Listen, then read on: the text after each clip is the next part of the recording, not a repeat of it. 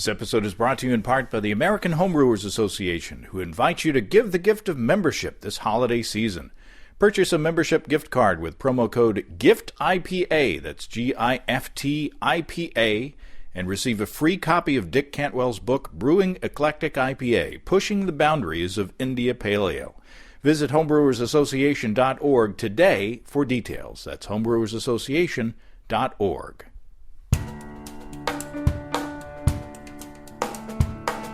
Welcome to Basic Brewing Radio for Thursday, December 19th, 2019. I'm James Spencer. I'm Steve Wilkes. We're here at Basic Brewing Radio. You know, we're all about homebrewing. And today we're all about homebrewing disasters. It's the annual disaster show where we collect letters from across the country and around the world of brew days gone bad, and we get a little chuckle out of them, don't we, Steve? That's right. We play our annual game of Disaster Show Bingo. That's right. Steve's got the Disaster Show Bingo card in front of him, and it's a PDF that you can download and print out. I'll probably tweet it, a link to it, and I'll also put a link in the description of this episode on basicbrewingradio.com. And it's the same one as last year. What we have is a blank grid of 16 blocks at the bottom of the page, and then up at the top we have 20 topics or things that we might mention during the show. Number 1, angry spouse. 2, blood. 3, beer/wart spill/spray. Number 4, broken glass. Number 5, foreign object in beer. Number 6, tipsy brewer. Number 7, bad pun from host. Well, that's a guarantee. It's like a free space. Yeah. Number 8, award won. Number 9, beer dumped. Number 10, late night. Number 11, leaky keg. Number 12, fire. Number 13, secret repairs. Number 14, obscure host reference. That's another free space. Number 15, weird ingredient. Number 16, brewing upgrade. Number 17, stuck sparge. Number 18, bottle bomb. Number 19, helpful spouse. So we have, an angry... Well, they could be both in the same story. That's right. And number 20, ruined floor/furniture. So Steve has put his Yep. choices in the... He hasn't read these letters. No, so I have no idea. So you don't know. Yep. None whatsoever. Of course, there are no prizes if you get a bingo, but it's not. That's right. So if it works just like bingo, only there are a different number of squares. You just get 4 across or 4 vertically, That's right. or diagonally, and there you go. Yep. So so this year, usually we are able to read all of the letters that we get, but this year we got so many letters that I have picked 20. Wow. To read and. You had to cut it off, huh? Yeah, I'm sorry to do that. And there were good letters that I chose not to put in there. So if your letter isn't read, I'm sorry, but it's not. It doesn't mean your letter was bad. It's just, at some point you just got to make the cut. And we have to thank Desiree and Dave at High Gravity and Casey at Imperial Organic Yeast for. Providing, they've pledged to provide some sort of trinkets or some sort of gift to put in the goodie bag, and I'll put something in there from the Basic Brewing team as well for the people who wrote letters. And I feel like this is a business meeting. I've got all these, I've got all this business in front of me here. I'm working through it, checking things off on the agenda. We have some show beers. Yeah, we do. From Scott in Fort Lauderdale, Florida, and he says his brewing partner is Luciano. And Scott sent us a lambic, a couple of saisons, and an old ale, and a pastrami pilsner, which is the commercial beer that he sent from the Schmaltz Brewing Company. The pastrami pilsner. You made a face when you saw that one. Well, it's yeah. I'll be. I'm going to need a marble rye. I can tell you that. Well, we are sipping on the on Scott and Luciano's Saison the Fourth, which is an all-grain beer, a Saison with a Citra Cryo dry hop. So, cheers. Cheers. Thunk. We're using plastic cups. Nice beer. It's very nice. Super drinkable. Yeah. Just a little bit of funk, a little bit of Saison-y funk in there. Yeah. Very nice. Okay, and thank you very much, Scott, for sending those beers. And we're gonna jump right in. Let's dive right in. Diving right in. We've suffered for these letters, and now it's your turn. Okay. This is the longest letter, and I put it in the front because Holy cow! Well, what are you trying to do here? It's big type. The thing's stapled together. I know. But it's a good one. So it better be. Yeah. Well, my stamina for reading might not be as good later on, so I decided to put the longest one first. Will there be an intermission? Let's all go to the lobby. Yeah, the listeners can hit pause at any time. You have to sit here and listen. This is Jeff from Anchorage, Alaska. Jeff says, a lot of time to ride up there. Gentleman says, it's important to wash one's hands after handling hot peppers for reasons you have discussed on multiple occasions over the years. In the following tale, that is one of the only things I did correctly.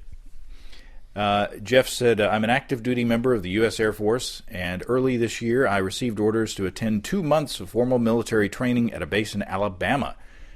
On the first day of training, I engaged in an icebreaker with the other 14 members of my class. We were asked to give our name, tell everyone where we were from, and state one interesting fact about ourselves. Having been brewing for 2 years at that point, thanks to you and Steve, well, you're welcome, I informed my class that I was a home brewer. The group of young officers immediately demanded a demonstration of said skill set, and I, never hesitant to share my love of the hobby, set to work planning a brew to share with my new compatriots.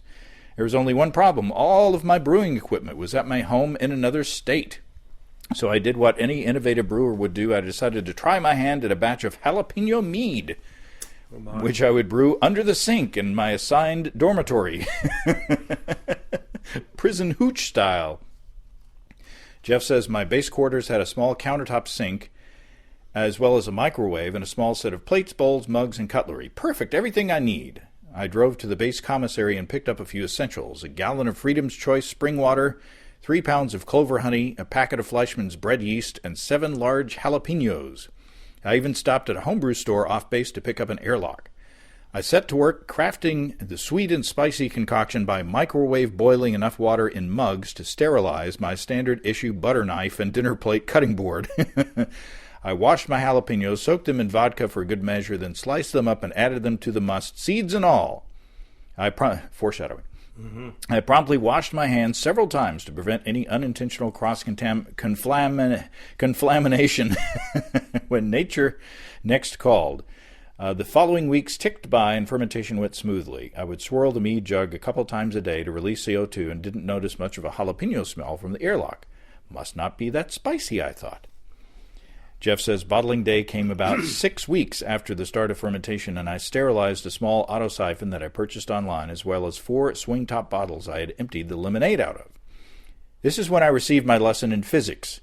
It turns out that when you use a siphon to fill several large bottles from 1-gallon plastic jug, the jug will become progressively lighter as the liquid level subsides in the fermenter.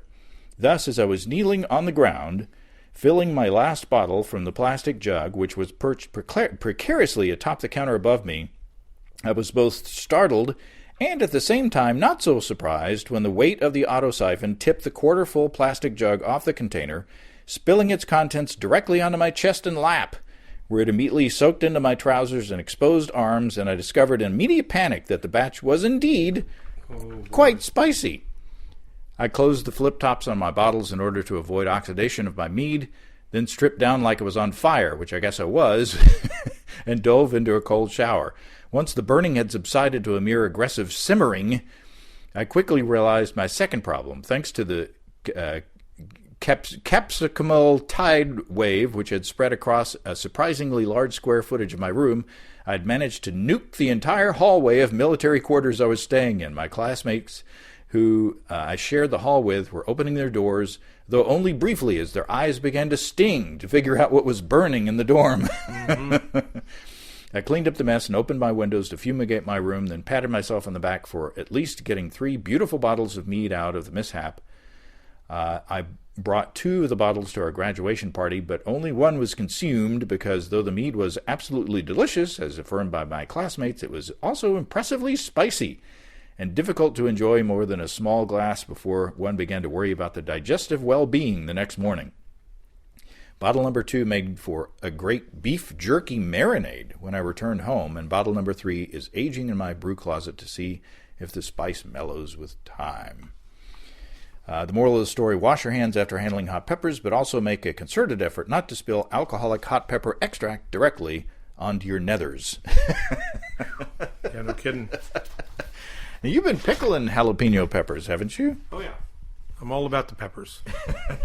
I tried to do a pickled hot sauce with ghost peppers and California Reapers and habaneros and something called atomic starfish. And I used the recipe that we've been using for that hot sauce that we cook. Mm-hmm. You know, that I put carrots and raw onion and raw garlic in there. Yeah. And guess what it tasted like? I don't know. Raw onion, raw garlic, and and very hot. Very hot, yeah. So I blended the stuff up, and it was raining the day I blended it up. So I blended it up in the kitchen in the blender. Boy. And I was so proud of myself because I didn't burn my hands or my eyes or my face, by touching anything. Right. But by the end of the process, I was coughing so much. Yeah. I was like involuntarily coughing. I was like, what's wrong with me? I must be. And then Susan walked into the kitchen. She started coughing. So I kind of nuked her. I did a little tear gas exercise right there in the kitchen. Yeah, boy, you really did. You did like a mustard gas kind of thing. Got your NBC training going. Did you do that when you were in the Army? Did you do the thing where they put you in the little house and you take off your gas mask with the? Oh yeah, I did it several times. It's not much fun. Let me tell you. I've gotten a whiff of tear gas a couple of times from when I was a reporter with police standoffs. Where they tried to get somebody out of the house, and just a little goes a long way. Oh yeah, and so does the pepper stuff too. Yep. This is from Marcus, who I guess he's from Northwest Arkansas because he says "Go Hogs." He says most of your disasters tend to have something to do with making with being in a hurry and an angry spouse. This will not disappoint. I can fill in a few blanks now. Yeah. Angry spouse. I think I've got an angry spouse on my... there it is. Okay, I got an angry spouse. Okay, keep going. Brew in a bag is appealing to me because of the simplicity, and it works. I like to add simple things to my brew day that don't increase time and make sense. I use your pond pump idea with my chiller. Brewing on a cold day has its challenges maintaining temps while mashing that I was going to overcome by strategic use of my wife's beloved heating pad that she's had for 20 plus years, and a heating blanket on top of my 10-gallon brew kettle and some other cheap homemade insulation that I made out of a trip to Home Depot. This will be my second time doing this. My first time worked great. Time came to mash in, and I set the kettle on top of some old towels laid on top of the heating pad and covered the rest with the insulation and heating blanket. I undershot my temp by 20 degrees Fahrenheit. I decided to take all the heating blanket, insulation, and heating pad off and heat with the gas burner that it was sitting on.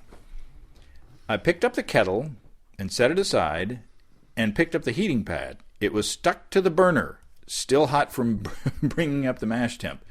About this time, my wife drove up as I was peeling off her heating pad. It had burned all the way through, and she was PO'd and let me know about it. The first time doing this, I obviously must have set the kettle full of mash, and my ingenious idea of holding my mash temp onto something else besides the burner.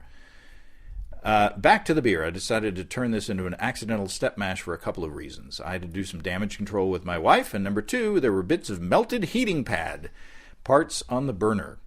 Since I set aside at 1.5 gallons or so to do a dunk sparge, I looked for a calculator to see what temp to get the sparge water to get to the next step. This extra time gave me time to clean the stuck bits of my wife's old friend off the burner. Chilling was awesome because of the low water temp coming out of my spigot outside. So we got angry spouse. You can mark that one I'll off. mark that off. I couldn't quite go to helpful spouse, though, because Well, she she didn't. was inadvertently helpful. And she didn't kill him. Well, So- yeah. Bill from Everett, Washington writes, a couple of years ago I brewed a honey wit. Pretty high gravity, upward of 1070 if I recall correctly. I decided to primary ferment in a corny keg using the keg's in connector as the airlock. Bad mistake. Bad. Even at controlled fermentation temperature, the yeast was way too active. 2 hours after pitching yeast, the airlock had been blown off. So I pulled the keg's relief valve. Foamy beer everywhere. It took about 5 minutes. Yep, 5 minutes to fully relieve the pressure. I was soaked in high-gravity wort from head to toe, not to mention my car, my house, my grill, etc. Needless to say, I racked it straight onto something else, anything else.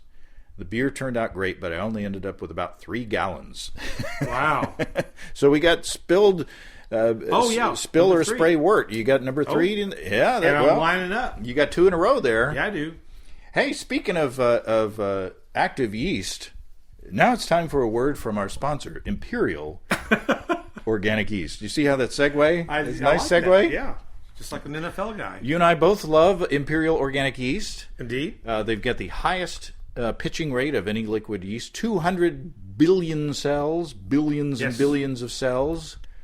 And you were telling a story today. They've extended the shelf life to 4 months on the yeast since it's so good. And you were telling a story today of one of your commercial customers who got some yeast that was way out of date, some Imperial yeast, and it still turned out all right. Yeah, so I had a couple of pouches of Precious. Remember Precious? It's about a year ago. Yeah. And I just had a couple of pouches kind of stuck in the back of the refrigerator that I completely forgot about. And when my friend came over and he was kind of going through stuff, and he says, "Tell me about this stuff." And I said, "Well, it was made in February, so This being December. it's being December." But at any rate, I just gave it to him. I gave him the pouch. I said, "Well, go see what you can do with it." And he went back to his brewery and he made a little starter out of it, a 1 or 2 liter starter, and he sent me a photograph, off of his phone about maybe 4 or 5 hours later. I mean, it was that afternoon, and it was going to town.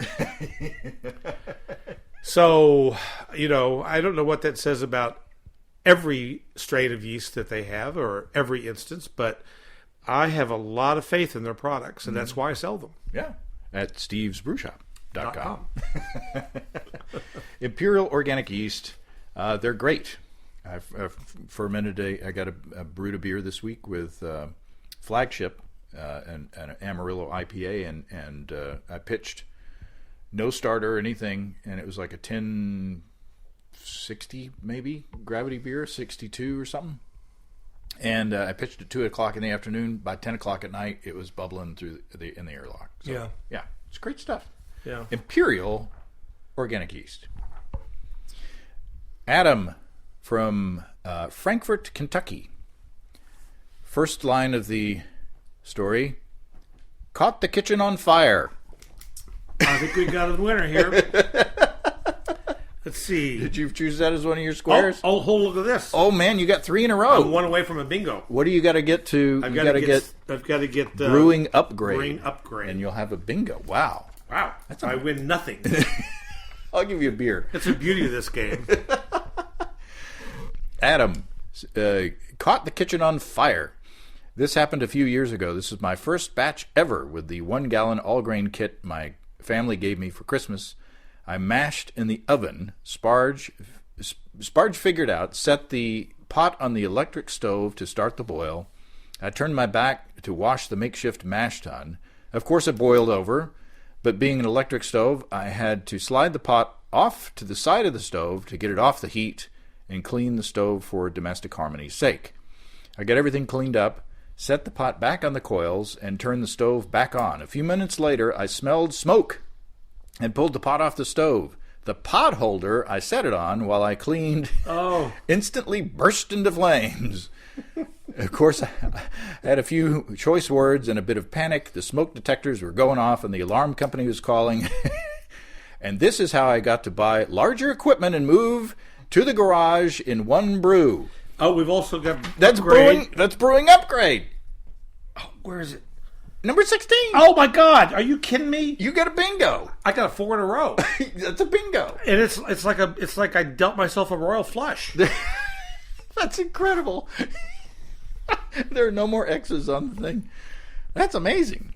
We'll see if you can get a coverall. Well, you know what a coverall is? A coverall is when you get every single square. Well, I'm going on that. I'm working on it. Lawrence writes in, boy, do I feel stupid. Okay, I do follow the homebrewing guidelines suggesting that I drink beer when I brew beer, hence the disaster. Everything went well with the Belgian strong ale, and come bottling time, I sanitized 4 cases of 16-ounce flip-top bottles and mixed up the priming sugar and began the process. I always have a spray bottle of Star San at hand for easy spritzing on everything that could come in contact with beer during bottling, including a simple spray to the flip-top caps before capping them up. Well, this time the bottle was not Star San, but a bottle of ammonia window cleaner that was hanging next to the Star San bottle. 2 weeks later, I tasted the best sore throat medicine I've ever tasted. Disgusting. Dumped the 10 gallons in the driveway. Could smell it for weeks. Even my neighbors complained about the smell. Lesson learned. I've brewed 20 barrels of beer since then and have never repeated that mistake. Label your chemicals. Yeah. So dump. That's a dump. Do we have a dump? Weird ingredient. Beer dump. Number 9. Do you oh yeah. Yep, Mark that off. That's a beer dumped. Would that I don't guess that's a weird ingredient, but that's not an ingredient. No, it's because you got to be able to drink the beer. Yeah, it's an accidental thing. That's a ruined. Jared from Middlesex, North Carolina. Waiting for your bad joke. No. I won't even go that low. Jared says, I've been brewing for a while now. I make a lot of 13 to 14% traditional meads and some hydromels, but I recently started a super high gravity mead using the wonderfully scary White Labs 099 super high gravity ale yeast. Published tolerance of 25% ABV, with a specific goal of pushing this brew to the absolute limit of the yeast. So I start with 6 pounds of blackberry, 9 pounds of blueberry, 34 ounces of sweet black cherry juice, a gallon of alkaline water, and a ton of honey. I'm expecting about a 2-gallon batch, so I take my fruit, add my pectic and amylase enzyme to break it down, vacuum bag it, and pasteurize it at 160 degrees for 3 hours. Here's the first problem. The fruit becomes much more fluid than I expected. A little bit more than a gallon. Okay. So it's going to be a 3-gallon batch, I guess. No big deal. I add the water, the first 6 pounds of honey, and most of the water, take a measurement, expecting about 1075. Nope. 1140, 1.140. Turns out blueberry and blackberry have a lot of starch for amylase enzyme to munch on. Not too bad, so I heavily oxygenate and tuck it away, degassing and step-feeding the mead for 3 days before I realize, even with the additional sugar from the fruit, the additional volume means I only have enough honey for 19.9%. So I grab more honey on the way home and set it aside. Then I realized that I never added or accounted for the 2 containers of blueberry concentrate, or account for the volume added by some of the honey. More math and reevaluating old math, and calculating all the volume and buying even more honey. So I finally wrap up adding everything I need. I have the target gravity screwed down and everything is going great. But somehow along the way, my 2 gallons of 25% brew has turned into 5 gallons. 12 pounds of honey has turned into well over 24. And 40 6.3 ounce bottles has turned into 100. Wow. So, well, if it's good, that's less of a disaster than than it could. There's not a category for getting more of a good thing, is there? Well, or line of credit to afford that. Yeah. My gosh. That's an expensive brew. I hope it came out well. Did it come out well? Did I miss something? We don't know. See, I'm afraid of things that high. I mean, how long would you have to age that before it tasted like something? Well, hopefully it doesn't taste like rocket fuel, but you could power your car with it, I think. I would say so. Petey writes in. It'll be okay, James. Petey. Petey. I do most of my fermenting in a fridge that I've converted into a fermentation chamber. The fridge is plugged into the cooling side of an Inkbird temperature controller. I also have a heat source inside the fridge that's plugged into the heating side of the controller. About 2 years ago, I was very excited to make my first lager. I cleaned my fermentation chamber in preparation, unplugging the electrical connections and ensuring that I'd remember to plug them back in. The brew day itself was uneventful. I got my wort temperatures down to about 18 degrees Celsius and thought that was cool enough. So I pitched the yeast, a direct pitch of a fermentus sap lager yeast, but I can't remember which exact yeast I used. I put the fermenter in my chamber and set the temperature controller to 10 degrees Celsius, which is 50 Fahrenheit. I can't recall why, but for some reason it was about a day and a half before I checked on the fermentation again. I entered the room to the sound of aggressive bubbling, louder than I've ever heard before or since. I could hear it clearly through the fridge door. I opened the door and was greeted by a blast of heat. Super hot, I think about 45 C or 113 degrees Fahrenheit. Good gravy. In his cooler temperature controller. It turns out that I'd plugged the heater into the cold input of the Inkbird, and the fridge was plugged into the warm side. When the Inkbird was sending the message that it was too hot, the heater was being turned on instead of the fridge. Nice. I didn't know quite what to do, so I switched the inputs and let it cool to 10 degrees Celsius to finish fermentation, although the damage was likely done. I was worried that I'd created my first dumper, but I kegged the beer anyway. In the end, the beer was pretty good, although maybe a touch alcoholic in flavor. I call it Hot House Lager. Some of my friends count this beer as one of the favorites I have brewed. Can't bring myself to try that on purpose. Wow. So, yeah. Check your inputs. Yeah. Hey, this may be a good time to talk about our other sponsor. Oh, who'd that be? It'd be Desiree and Dave from High Gravity in Tulsa. You and I both have High Gravity Warthog electric brewing systems, and we both love them. Yes, indeed. I love mine very much. Well, I'm not in a weird sort of way. Kind of in a brewing sort of way. Whatever. Hey, I'm tolerant. Whatever happens, happens between you and your device. Hey, there's a special deal. Pay attention. You might have to get your pen out to write down a code. If you've been wanting to get your a Warthog system or a controller from highgravitybrew.com, now is the time to do it through Christmas Day by using the code Basic Brewing Warthog 2019. That's all one word. Basic Brewing WORT Hog 2019. You can get $100 off any Warthog system or controller. That's through Christmas Day. So that's a good deal. It's a really good deal. So Basic Brewing Warthog 2019 is the code that you got to use on highgravitybrew.com. And that does two things. That gets you $100 off of an awesome electric brewing system, and it lets them know that you heard it from here. So use the code Basic Brewing Warthog 2019 on highgravitybrew.com for $100 off any Warthog system or controller through Christmas Day. The only exceptions are the Warthog Power Stack and the Warthog Kettle Controller. And if you've watched Basic Brewing Radio, you've got special powers. I was going to say, I have watched it, but it's a little dull. It's less interesting than you might think. Maybe it's time for another show beer. If you've watched Basic Brewing Video, you've seen, on just about every episode, my Warthog system. It's awesome. They got, everything from single vessels to 3 vessels and, 5 gallons up to 2 barrels. And now's your opportunity through Christmas. Save $100 off any Warthog system or controller, except for the Warthog Power Stack and Warthog Kettle Controller, by putting Basic Brewing Warthog 2019 in there. And this is the only time that because this is our last show of the year, and the last show before Christmas, this is the only time that you'll hear this advertisement, this offer. So that's $100 for you to save on new Warthog system. So thanks to Desiree and Dave for your continued support. Michael from Aurora, Colorado.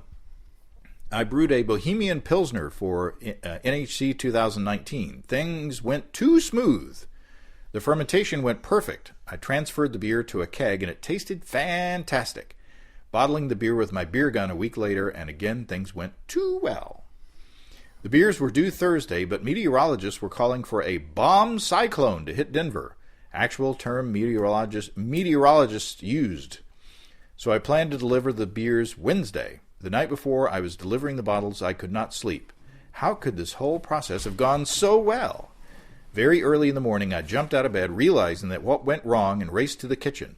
I grabbed one of the bottles from the fridge to open it. My panicked, pregnant wife came running into the kitchen thinking there was an actual emergency, to find me standing in the middle of the kitchen in my PJs at 5:30 a.m. sipping a bottle of beer.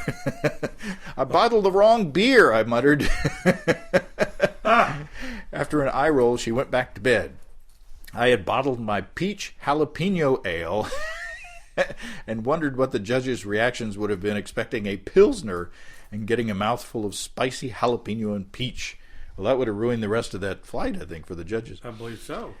Knowing I had to stay ahead of the bomb cyclone, I raced to the basement to clean and sanitize everything to get the correct beer into the bottles. Realizing I was going to be late for work, I changed my plans for the day and decided to take the bottles to the brewery during my lunch. It must have been quite the sight at work. Me running into the office 45 minutes late, carrying a six-pack of beer to put into the break room fridge. The college intern gave me a standing ovation as I ran past his cubicle. Lesson learned, I'll start labeling my kegs. This is a Michael from Aurora. I wonder if he works at Dry Dock. He didn't say. He didn't say. Okay, now we're on to the next show beer. Here, this is Scott and Luciano's Saison the Fifth, which is a split batch with the fourth, with heated honey, ginger, and amarillo, separate from the main batch. Liked it so much, our next brew, we made an 8-gallon batch. So, cheers. What do you think about that? That's delicious. I like that quite a lot. Mm-hmm. Wow. Wow. You really really get complex. really get the ginger. Yeah. And the honey. Yep. Man. So that's that first beer, which was nice and drinkable. Mm-hmm. This one, ooh, I could have a pint of that. Yeah, for sure. That's really, really tasty. Yeah. Nice job, guys. Wow. Boy, no kidding. Wow. Okay. Ooh. You get to keep drinking. I'm reading still. Okay, Chris from... Where's Chris from? The 212 area code. Is that New York? Yeah, I think it is. So, Chris says, I discovered homebrewing only after having an unbelievable disaster making wine at home, red wine. My wife and I went through all the steps, had what I thought was a complete fermentation, and were ready to bottle it, or so we thought we were ready. I don't recall reading anything in the instructions about wine going through a secondary malolactic fermentation. We packaged a mix of full-sized bottles as well as half bottles, corked each one, put them in cardboard wine boxes on their sides to keep the corks moist, of course, and set it on our island counter while we cleaned up and ate dinner. Our condo at the time had a kitchen that was open to the newly carpeted family room, foreshadowing, with the island separating the two. As we were eating dinner, the popping began, one after another. At first, we couldn't figure out what the noise was. TV show or hail? Then we saw the wine pouring out of the boxes and down onto our new tan carpet. The corks blew out in every single bottle except one, which we stood upright on the counter. After hours of cleaning up and miraculously saving our carpet, we were sitting on the couch looking and laughing at the one remaining bottle of wine that we had left. You might be thinking that the cork suddenly blew out on that one too, but you'd be wrong. The entire bottle suddenly exploded into a million glass shards. I got bottle bomb. With wine covering the ceiling, walls, and yes, the carpet again. So I took up brewing beer and have not had another disaster since. So that was almost ruined floor or furniture, but then they saved it. I had to go back and un-X my ruined floor because he said that they saved the floor. Yeah, they saved it, but you got... Oh, that was a 2. But no. You got bottle bump. No, 2 is blood. 2 is blood, so... Well, it was broken glass I was expecting, but that malolactic fermentation thing, see, this is where you got to use some potassium metabisulfite when you bottle. Oh, there you go. Because it'll go into, if it should go into a malolactic fermentation, you get the bottle bomb. So, don't do that. don't do that. Make sure You got to stabilize your wine. It's amazing that it happens so quickly, though. Well, malolactic fermentations. I guess I don't. I guess Chris does now.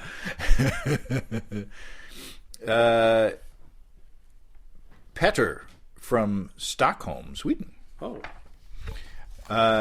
Says, last Friday I was brewing a double batch of hopefully delicious Fest beer / Helles Split, and the kettle and electric brewing system were completely full and boiling. When trying to transfer between the two, the pump that has its inlet at the bottom of the electric brewing system was stuck with hops, so I tried to blow backwards into the tube. This is when a bubble of air came up from the bottom of the brewing system, throwing a cascade of boiling wort over my face. Oh. The outer skin came off right away. Then I jumped into a taxi and had to spend the night in an emergency room along with other drunk people listening to all the screams for help. Hopefully they weren't coming from Petter. Though I tried to keep up the spirit, so when the German doctor asked me to tell about what happened, I said I was brewing a nice and smooth Bavarian lager with Weyermann Extra Premium Pale Pilsner Malt, Tettnanger, and Hallertauer Mittelfu. But somehow she was more interested in my wound than my recipe. Strange. Oddly enough, I could probably put Tipsy Brewer on there. Well, you could. I would say yes. I think I'm going to go for that. Yeah. Because Did you put number 6 in the... Yes. Oh, there's another one. Okay, so Yeah. you're working on another one. So Petter says, please be careful. Boiling liquid is not a joke. He says he met with the nurse to check on the wound, and it seems that this will most likely heal well. Hopefully it will only be a minor scar. Well, we hope so too, Petter. No kidding. Wow, that is scary. Oh, Thank goodness he didn't have a picture. Sometimes they send a picture of the wounds. Don't do that, please. Anne writes in, like you, I love making small batches. I can make them on my kitchen stove while I supervise my small daughters, and their curious little fingers are safe from big pots of boiling hot wort. Well, this year I learned that it's just as important to keep the beer safe from my kids. I woke up early with the baby on a Saturday morning. The house was otherwise quiet, so I figured it was a great time to brew. By the time the rest of the family was up and eating breakfast, a tasty batch of wheat beer was cooling in the kitchen sink. Success, or so I thought. I turned my back for a moment, and I thought I heard a splashing sound. When I looked back at the table, I wasn't sure all the cereal bowls were accounted for. When the beer was cool and I went to pour it into the fermenter, my suspicions were confirmed. There, at the bottom of the pot, was my daughter's favorite Hungry Caterpillar cereal bowl. Together, she and I had made an unintentional basic brewing cereal beer. Nice.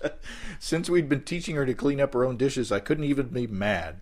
It was a wheat cereal and a wheat beer, so I figured, what the heck, it's within style, give or take a bit of milk, and went ahead and fermented it. The beer turned out fine, but we made sure to drink it fast just in case. Have a great holiday season, James and Steve. Cheers to you both. Well, thanks, Anne. That's great. I think that's an unusual ingredient. Yes, indeed. Weird There you ingredient. go, Did you 15. put 15 down there? Yes, I did. Yep, right down there. Wow. All right. Weird, for those keeping track, weird ingredient. Okay, Nicholas writes, somewhere in the Philadelphia suburbs during the middle of the night. This is like a little... I've started many a story like that. This is like a little drama here. It's a little film noir. It's a little drama. Wife, what was the sound? Me, I don't know. Wife, it sounded like broken glass. Go downstairs and see if someone broke in. Take the bat. Me. Number 4, I've got broken glass. Okay. Keep going. Me, gee thanks, back in a minute. Nothing's broken, no one's in the house. Go back to bed. The next day. Me, time to check on the beer to see if it's done fermenting. Hey, wife, I found out what was that sound last night. Wife, oh yeah, what was it? Me, my carboy and all the special bottles of beer I have in the fermenting chamber. The temperature controller broke, froze them all, and the glass broke. What a mess. Oh. Wife, well, that's a relief. At least it wasn't anything important. I can almost go with helpful spouse on that. My spouse is opening the garage door and my feet are tickling. Studio B is up over That sounds like shapoopy. Shapoopy. Yeah, okay, that's obscure host reference. That's number 14. Oh, you're right. Did you put number 14 down there? Of course. Yes. And I got another bingo. Bingo number 2. Chris from Petersboro, Ontario, Canada. Not Petersburg. No. My feet are tinkling. Well, they may be soon if we don't take a break. No. The garage door is going back down. Chris from Petersboro, Ontario says, I was making an ordinary bitter I brew in my laundry room and was recirculating the mash and walked away for a few minutes. When I came back, I swear it was only a few minutes, my hose was split and spewing wonderful wort all over my dryer. Oh. It proceeded to go under the stand-up freezer and over to my keezer. From the freezer to the keezer. It wasn't done there yet. It then went into my fermentation room where it ended up under my fermentation fridge. I just died there for a second. I lost 2.5 gallons of wort. It was a wonderful color, though. Oh. Brew day over, I got out my yacht mop and bucket to clean this all up. Bleach is a wonderful thing. I replaced the hose and now clamp it securely every time I brew. When I sell this house, people may ask about the watermarks. Nope, beer marks. So yeah, I think that's a ruined floor there. The beer marks. Go with number 20. Number 20. I think I got that. Or did you not? I didn't do 20. You didn't put 20 down there. Yep. See, that's why it's fun to have 20 things to put in the 16 squares. Yep, I didn't do 20. But for those of you who have ruined floor or furniture, that's I'm one pulling for you. for blood. Well, I don't know. Petter might have had some blood with the I didn't hear the face any peel. reference to blood though. So some people pay for a face peel, but Brazilian wax, Brazilian face wax. I prefer shaving. Chad from Medford, Oregon says this is more of a post-brew day experience than a brewing and brew day story. The story goes back to almost 7 years ago when I did my kegerator conversion on a Craigslist fridge. I drilled the holes in the door where I thought it would be ideal, and it was. However, it just needed to be a little bit lower because the tap handles didn't quite clear the freezer door portion of the fridge. It's got a picture here cut off. However, this was remedied by turning the taps on an angle. At first glance, I thought it looked strange, but a friend said that it gives my setup some character, which I couldn't argue with, and the taps are still good, functioning and flowing to this day. Fast forward a year or so later, I was able to obtain a nice stout faucet for nitro pours. As you can tell in the photo, the stout handle does not clear the freezer door. So you got the handles coming out and I cut off the picture to print. You got the handles on the fridge door down below the freezer door, and so you got to pull okay. All right. So fast forward now to 2019, I brewed up a chocolate peanut butter stout that was currently at that time being served on the stout faucet, and it was pretty tasty. My wife was home from work this day, and I was going about my day in the house with a couple of errands to run. I had a non-chilled bottle of Gatorade that I decided to put in the kitchen freezer for an hour to get cold so I could drink it a bit later. When I was out and about on errands, not wanting the Gatorade bottle to completely freeze, I texted my wife to take the bottle out of the freezer and put it in the fridge. What I should have said was the kitchen freezer, foreshadowing.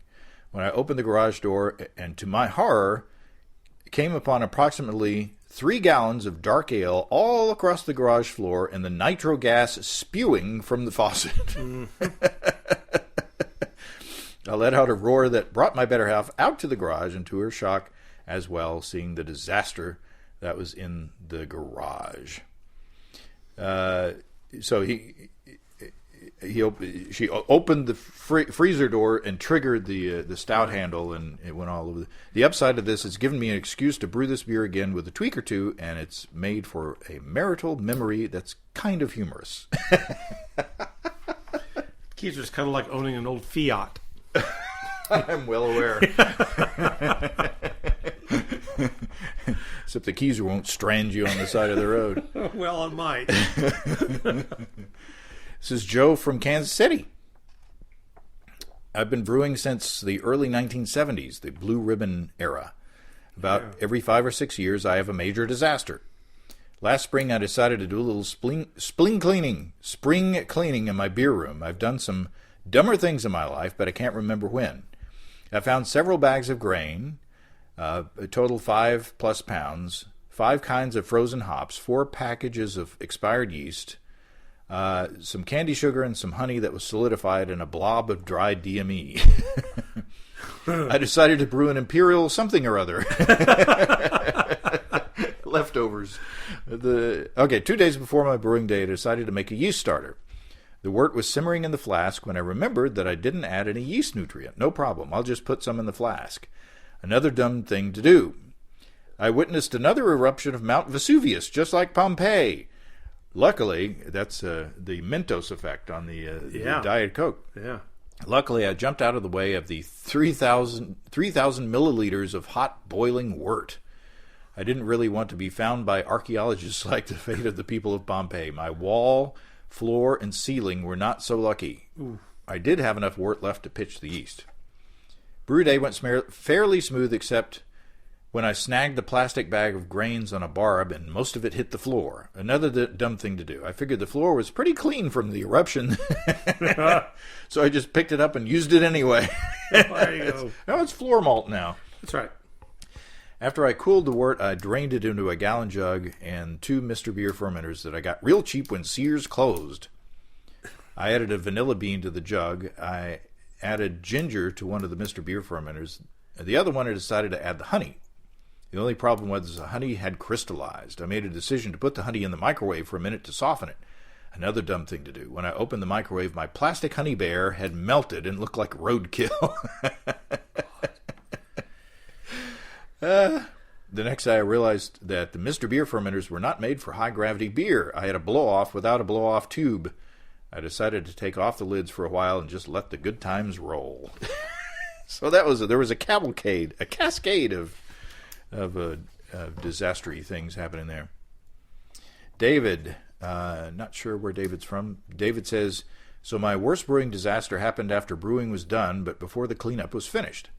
My brewery is in my detached garage, so finished cleaning without bringing hot water from the house. I just heated a couple of gallons of water in my keggle, then filled my wash tubs from the valve.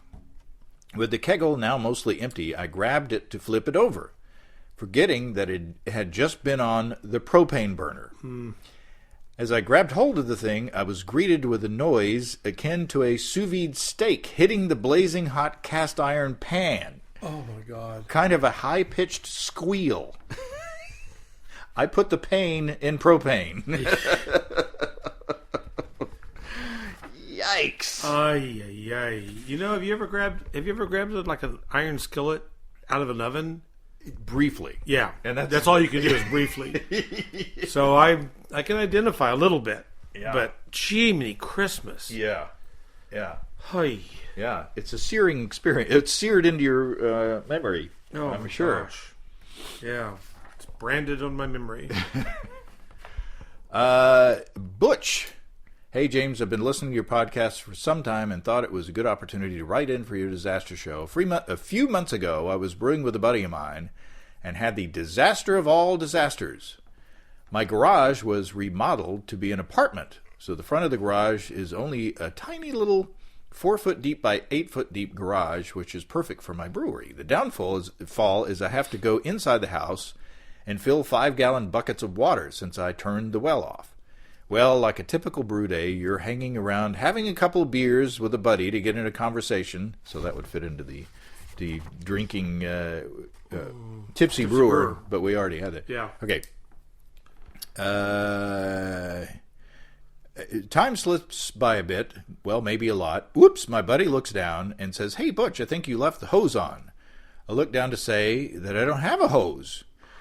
Oh my God, I ran like a bolt of lightning into the house, and lo and behold, the entire floor is flooded in about 1 inch of water. Oh, man. All over. Luckily for me, that room is about 2 inches lower than the rest of the house, so it didn't continue spreading through.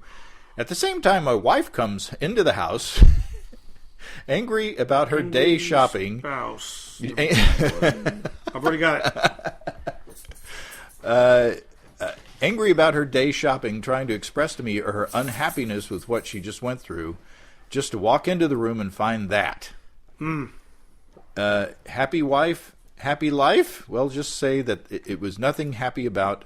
There was nothing happy about her. I almost got permanently banned from the house, so I'll never ever leave another bucket of water running inside the house by itself again. Or find a new place to live. Yeah, there you go. Tom from Seminole, Florida, says, I was in the mood for a dessert beer, so I brewed a chocolate peanut butter stout. Chocolate peanut butter milk stout. There you go. My wife, Susan, just walked in and bet she thinks that sounds pretty good. She's nodding, yes. I was thinking it was going to be messy to clean the fermenter, so I used a bucket with a plastic spigot to ferment in. I usually ferment in big mouth bubblers, so I should have just stuck with that. The brew day went perfectly fine. Then I transferred it to the bucket and was lowering it into my fermentation chamber, which is a large chest freezer. When I didn't open the lid of the freezer all the way, and the spigot got caught on the edge of the freezer. You can probably imagine what happened next. It broke it off, and I had black, sticky, chocolatey, peanut buttery wort spilling out everywhere, all over the floor of my garage and in the chamber. Luckily, I had a bucket of star sand next to me as well as another empty bucket, so I quickly poured the star sand into the empty bucket and poured the wort into the now empty and sanitized bucket. Cleaning all that up wasn't fun, and I lost about a gallon of beer, but the beer turned out pretty tasty. Really tasty. Everyone that has had it has been impressed with the way it turned out. I was put off from brewing for a little while, but I've learned to be careful when moving things to the fermentation chamber and stick to the fermenters that I know are reliable. So thanks, Tom. That does sound like a tasty beer. Mm-hmm. The penultimate story. Matt from Pierce, Nebraska. I had my first disaster-worthy mishap in 8 years of brewing last weekend. Wow. Pretty good run. Yeah. The day before I planned to brew, I told my wife that I planned to use the washing machine hose bib for cooling water because the forecast said it would be too cold outside to use the outside hose. To which she replied, "What if the hose bursts and shoots water everywhere?" I reassured her that that could never happen. The next day, the brew was going great. I hit all my numbers and I hooked up the hose to chill. Just as I finished cooling, I heard my wife yell frantically from the house that water was spraying everywhere. Oh, God. Crap! I ran inside to see water spraying the laundry room from where the hose threads onto the spigot. I shut it off and spent about 30 minutes moving the washer and dryer and soaking the mess with beach towels. After that, it was back outside to drain the wort into the fermenter and pitch the yeast. Fortunately, no permanent damage was done, and the beer is happily fermenting. My wonderful wife isn't even mad. She said that it's mostly just funny because exactly what she warned me about happened. This always happens. So, it's a happy ending. All right. You hold in your hand I hold in my hand the last letter.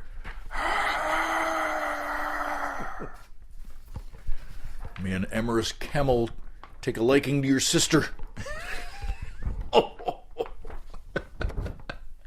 Obscure reference number 2. Yeah, okay. I just got that. Number 14. Okay. Jared from the East Coast writes, I recently found your show via the Mead House podcast. We were on the Mead House podcast. Yeah. I discovered your disaster shows. Of course, I've listened to all of them. I'm a mead maker, not a beer brewer, so I don't have that many disasters, but I've recently had one that takes the books. Late last year, I started a cranberry session mead. The brew date for it went very well. I freezed and crushed my cranberries.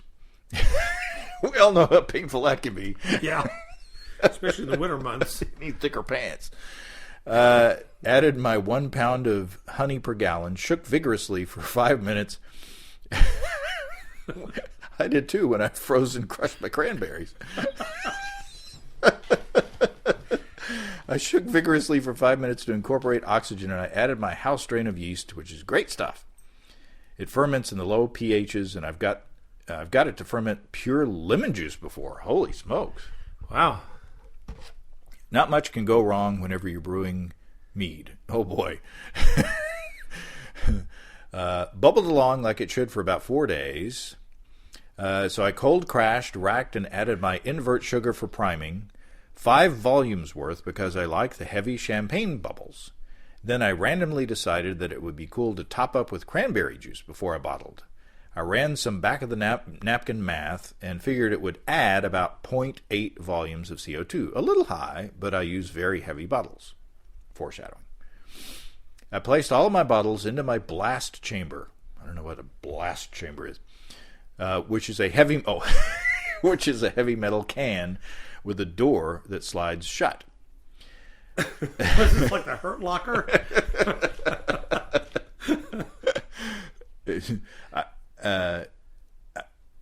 I went about my merry way for 2 weeks, then transported the bottles to my brew fridge, where I chilled them just above freezing for an additional 2 weeks, just to make sure I really get those bubbles in. Gotta have bubbles. Finally, at the end of those 2 weeks, I pull out a bottle to test the carbonation. I take it outside and push on the bail of my swing top. It doesn't budge. I push harder. Nada. I call upon the strength of my forefathers and heave on the bail with all my might, says Jared. The bottle disappears. I am utterly covered in a bright red spray of cranberry. My ears begin to ring, and one of my next-door neighbors runs out and sees me covered in what looks like blood. They yell something that I don't understand. I do a quick check to make sure that I still have all my fingers. I did. And that I'm not bleeding anywhere. I wasn't. I yelled that I'm fine, wiped the mead from my eyes, and started looking for the bottle. It's gone. There's a massive dent in my porch, but to this day I have found no glass. I found the bale about 250 yards away at the edge of my property. Holy smokes. Redoing the math correctly with the proper calculator, the cranberry juice added nearly 9 volumes by itself, meaning that each bottle in my fridge held about 14 volumes of CO2. Whoa. I became suddenly terrified of the hand grenades sitting in my fridge. Oh, my. I carefully took them out and placed them down at the wood line and shot at them all with a pellet gun from about as far away as I could possibly get. Every single one of them exploded with incredible force, I bet. And that's the story of how I made bottle bombs almost bad enough that I needed to call the bomb squad. My goodness. Did I get bottle bombs already? Yeah, I think you did. Yeah. Yeah, I already did. So, wow. Well, I didn't count blood on that, too, because he mentioned blood. It was a blood-like substance. Wow. He's really lucky to be alive. Seriously. Or not blind, or, you know. Yeah. Yeah, that's crazy. And the fact that he couldn't find any glass after the explosion. It must have insane. It must have just atomized. Jeez Louise. So what didn't we get here? The squares that didn't. We didn't. Leaky keg. Well, it kind of when the stout thing. Of course, that was that's not a leaking keg though. That's a stripped true. faucet. Bad pun from host. Surely. We didn't. There wasn't a bad pun from host. What about cranberries? My freezing cranberries. Yeah, okay, all right. That's a bad host pun. Yeah, okay. Number 5 is foreign object in beer. I didn't catch anything in the beer. One of the stories that didn't make it in was a fly. There was a fly in a bottle. That would have. 17 is stuck sparge. We didn't have a stuck sparge. Number 10 is late night. Oh, we had a late night. Oh yeah, we did. Yeah, he did. From Aurora, yep. He got up, and so you got. I got 3 bingos. You got 3 bingos, and you missed a coverall by like 4. Yep. So, pretty good. Not bad. Wow, that was fun. This is probably more interesting for you because usually you're just sitting there drinking and listening to me talk. But, well, that's pretty much my life. My wife, Susan, is probably nodding back behind me as well. So, I say, and we've got 2 more homebrews from Scott and Luciano. Oh, I've got a. Not to interrupt you. Oh, do you have a disaster I've got story? A disaster story. It's not me, Well, actually, I probably do have one on me too, but a fellow I know bottled his beer, and he called me up and he said, "So I bottled my beer. It's the first beer I ever brewed." And he said, "It's really thick." I said, "What? Well, why is it so thick?" And he said, "I don't know. I put this cornstarch in it like I was supposed to put in when you bottle it." That good old cornstarch. Good old cornstarch, and I think I put too much in. I said, "Well, go ahead and put some corn sugar in it and bottle it anyway." And he did. And he said it tasted pretty good. But it was a bit thick.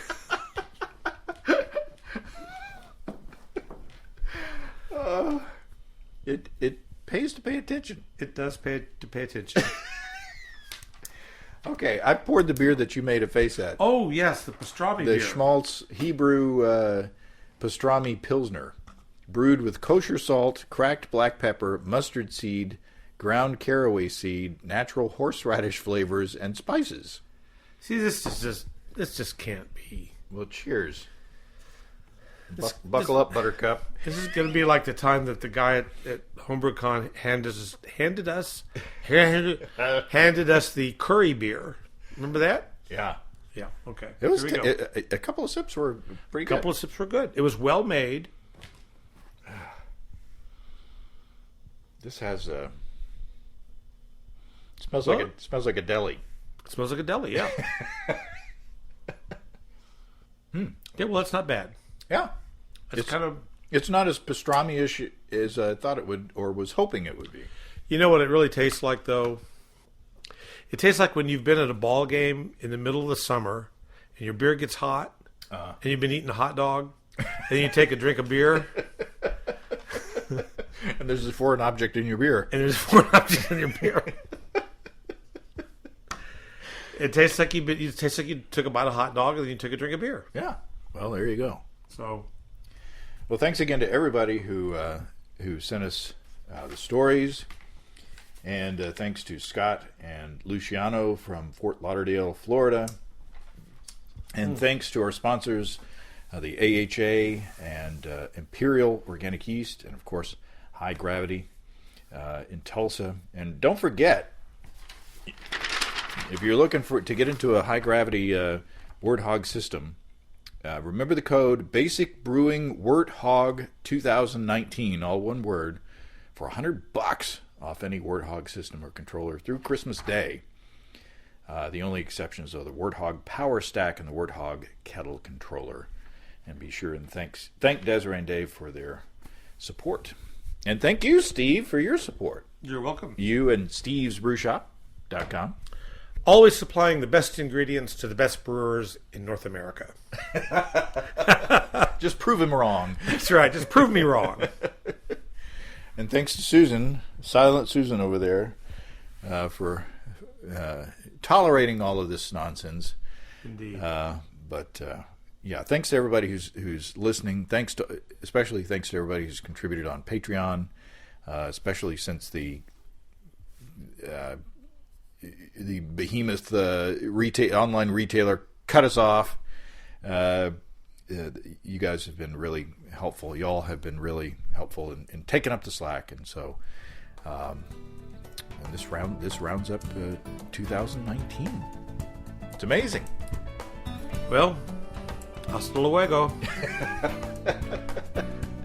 All right, everybody, have a really disaster-free, healthy, and happy and prosperous 2020, and we'll see you on the other side.